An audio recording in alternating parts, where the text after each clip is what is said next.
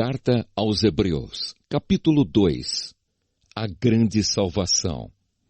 Por isso devemos prestar mais atenção nas verdades que temos ouvido, para não nos desviarmos delas.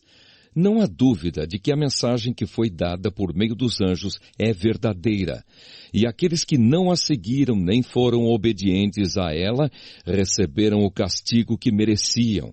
Sendo assim, como é que nós escaparemos do castigo se desprezarmos uma salvação tão grande? Primeiro, o próprio Senhor Jesus anunciou essa salvação, e depois aqueles que a ouviram nos provaram que ela é verdadeira.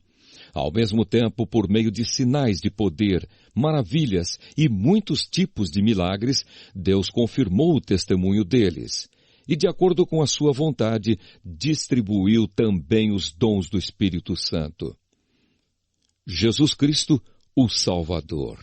Pois Deus não deu aos anjos o poder de governar o mundo novo que está por vir, o mundo do qual estamos falando. Pelo contrário, em alguma parte das Escrituras Sagradas, alguém afirma: que é um simples ser humano, ó Deus, para que penses nele? Que é o ser mortal, para que te preocupes com ele? Tu o colocaste por pouco tempo em posição inferior à dos anjos. Tu lhe deste a glória e a honra de um rei, e puseste todas as coisas debaixo do domínio dele. Quando se diz que Deus pôs todas as coisas debaixo do domínio dele, isso quer dizer que nada ficou de fora.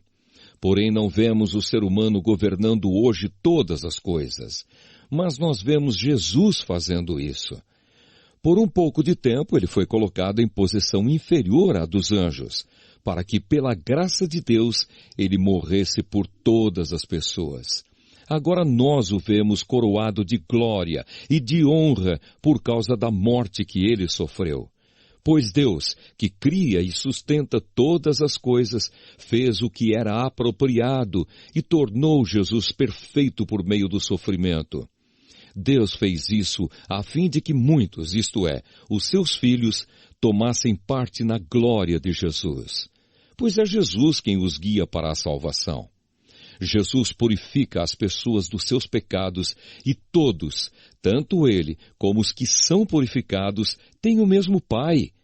É por isso que Jesus não se envergonha de chamá-los de irmãos. Como ele diz: ó Deus, eu falarei a respeito de ti aos meus irmãos e te louvarei na reunião do povo.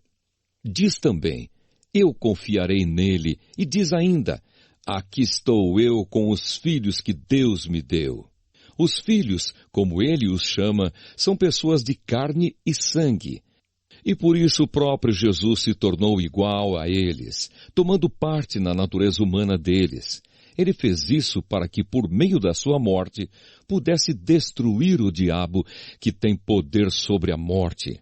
E também para libertar os que foram escravos toda a sua vida por causa do medo da morte. É claro que ele não veio para ajudar os anjos. Em vez disso, como dizem as Escrituras, ele ajuda os descendentes de Abraão. Isso quer dizer que foi preciso que Jesus se tornasse em tudo igual aos seus irmãos, a fim de ser o grande sacerdote deles, bondoso e fiel no seu serviço a Deus, para que os pecados do povo fossem perdoados. E agora Jesus pode ajudar os que são tentados, pois ele mesmo foi tentado e sofreu.